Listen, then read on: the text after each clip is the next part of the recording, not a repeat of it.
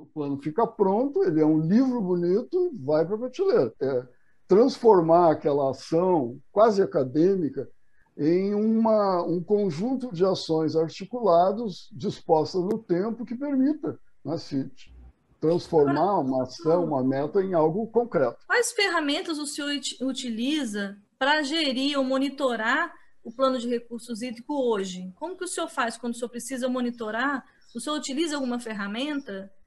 Não, não tem, essa ferramenta não existe. O LabGES é o Laboratório de Inovação na Gestão, aqui da Secretaria de Gestão e Recursos Humanos do Governo do Estado do Espírito Santo. E a gente faz duas provocações dentro do governo. A primeira é desenvolver uma cultura de inovação e fomentar nos servidores essas competências de inovação que já existem e trazer desenvolvimento de novas competências, para que os servidores se sintam estimulados a inovar cada vez mais. E além desse desenvolvimento de competências e de cultura, a gente também trabalha soluções para o governo. Então, através de métodos, através de projetos, onde a gente desenvolve soluções para problemas reais dentro do governo, provocando os órgãos a melhorarem os seus produtos e os seus serviços para os cidadãos capixabas. Nara, como é que foi esse desafio? O que é a Solucionática? Então, a Solucionática, ela é uma oficina de desenvolvimento de solução para problemas complexos e reais dentro do governo. Então, a gente utilizando métodos colaborativos como Design Thinking, Design Sprint, pensamento sistêmico, experiência do usuário e outros métodos que são colaborativos e co-criativos, a gente desenvolve soluções para problemas que são reais dos órgãos. Então, uma provocação que o LabGES faz, chamando uma equipe de facilitadores e um órgão que se dedica inteira e completamente à solução desse desafio, construindo isso colaborativamente. Como é que foi até a gente escolher esse desafio da Agência Estadual de Recursos Hídricos, a AGER? Para a gente selecionar um desafio, a gente fez uma chamada para os órgãos que têm algum desafio que eles não conseguem resolver com a atual ferramenta que eles têm no trabalho. O desafio inscrito pela AGER na oficina Solucionática foi: como podemos monitorar e fomentar a implementação das metas e ações dos planos de recursos hídricos? Então, a gente abriu essa chamada e a gente trouxe alguns critérios importantes para fazer a seleção, né? Então, foram 6 critérios. Se é um desafio prioritário, tanto para o seu órgão quanto para o planejamento estratégico do governo. A implementação dos planos também faz parte do planejamento estratégico do governo do estado, sendo função da AGER, órgão gestor dos recursos hídricos do Espírito Santo, monitorar a implementação dos planos e emitir relatórios periódicos sobre as condições de quantidade e de qualidade da água. Se é um desafio que tem finalístico, né? Ou seja, se ele tem um impacto para o cidadão. O resultado finalístico a ser alcançado é a operacionalização dos processos de planejamento, com melhorias na qualidade e na disponibilidade de água nas bacias capixabas.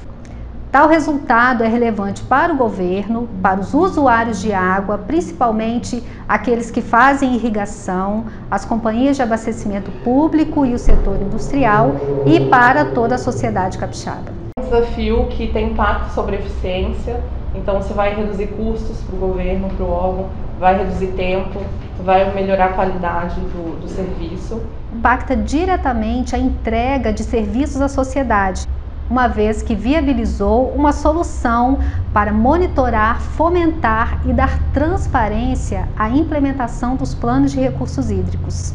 Os planos são instrumentos de planejamento, cujos programas, metas e ações têm como objetivos aumentar a disponibilidade e melhorar a qualidade da água.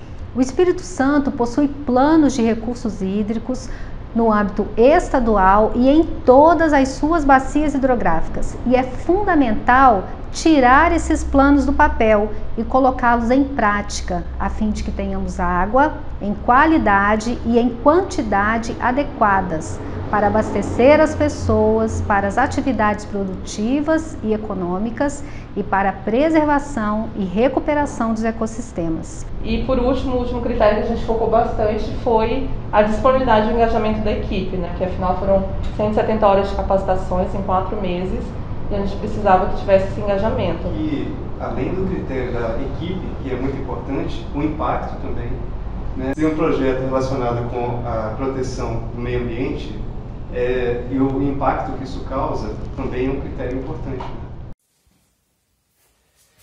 Olá, eu sou Giovanni Mesquita, eu fui o facilitador do Ciclo de UX da AGE. Olá, eu sou Rafaela Marques, co-facilitadora do Ciclo de UX, e foi um grande prazer para mim participar do Ciclo de UX da AGE, pois foram 4 meses onde os servidores públicos se juntaram aos designers para co-criar uma solução que atendesse às necessidades das pessoas que trabalham com monitoramento dos recursos hídricos. Eu vou falar um pouco sobre como foi o processo e a aplicação da metodologia. O Ciclo de UX é uma metodologia ágil de design que pressupõe a participação das pessoas de forma colaborativa. Por isso, é muito importante que na formação da equipe hajam pessoas ligadas à tecnologia, que sabem como fazer, pessoas ligadas à operação, que sabem o que deve ser feito, que têm mais proximidade com os usuários, e pessoas ligadas à estratégia, que têm poder de decisão e que sabem o porquê vai ser feita aquela solução, por que a gente vai tentar resolver tal problema. Outra característica importante do Ciclo de UX que vale a pena ser ressaltada é a presença de designers. Eles ajudam a compor as equipes juntamente com os servidores da AGE. Enquanto os servidores conhecem o negócio, a temática, o problema, os designers conhecem da metodologia e juntos se complementam, se potencializam para chegar melhor no objetivo. Olá, eu sou Cris Pimentel e eu atuo como designer. O meu depoimento sobre como é atuar nos ciclos e como foi atuar nos ciclos da AGE. Esse foi o primeiro produto que nós trabalhamos dentro do ciclo voltado para o setor público. E é muito bom ver que tanto trabalho e dedicação vai trazer resultados para a sociedade. O Ciclo de UX possui 3 fases: entender, consolidar e entregar. Em cada uma delas, os participantes experimentam um modelo mental. Na fase entender, nós pesquisamos os usuários para validar uma hipótese e chegamos ao final com uma jornada desenhada. Já na fase consolidar, nós vamos contar com todo o conhecimento adquirido para co-criar as funcionalidades e chegar num fluxo da aplicação com todas as funcionalidades que vão ser contempladas na solução final. E finalmente chegamos na fase mais mão na massa, que é a fase entregar.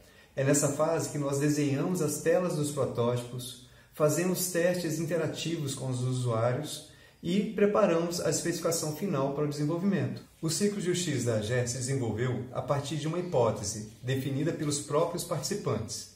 A hipótese possui 4 elementos: usuário, problema, ação principal e a solução.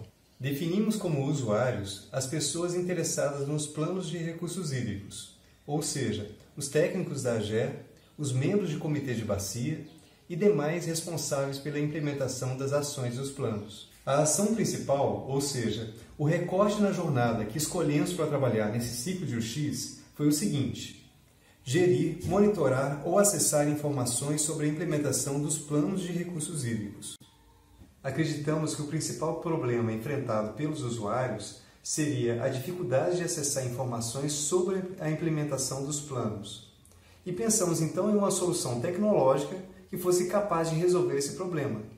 Juntando os 4 elementos da nossa hipótese, ela ficou assim: para que pessoas interessadas nos planos possam gerir, monitorar ou acessar informações sobre a implementação dos planos de recursos hídricos, nossa solução atende ao problema relacionado à dificuldade de acessar informações sobre a implementação dos planos por meio de uma ferramenta online, gerida pela AGE, que reúne informações sobre os planos, permite inserção e atualização de dados da implementação pelos responsáveis e o acesso à informação pela sociedade. Já temos a nossa hipótese. Agora o próximo passo é validá-la. E para isso, nós vamos lançar mão de 2 tipos de pesquisa. uma pesquisa comparativa, com estudos de benchmarking e uma entrevista em profundidade com pessoas que são representantes do tipo de usuário que definimos na hipótese. Eu acho que a informação não está centrada, né, em algum espaço virtual, por exemplo. A gente hoje tudo vê num site, né, tudo vê num... entra no Google, digita lá e tá tudo lá, né? E aí a implementação dos planos, eu não consigo digitar no Google e saber como é que tá. É ver, ter acesso menos difuso, né? Tá muito espalhado, talvez. De repente, centrar os andamentos em alguma solução mais focada ali, a gente digita e entra e vê. Percebo que falta, a informação está dispersa. De repente tem uma plataforma mesmo que centralize aí os andamentos. Trabalhamos juntos e de forma colaborativa em cada atividade. Formulamos as perguntas, fizemos as entrevistas, analisamos os dados e chegamos aos principais pontos de dor dos nossos usuários. Paralelamente, realizamos um estudo comparativo, entrevistando outros órgãos que também passam pelos desafios de acompanhar a implementação de planos de recursos hídricos.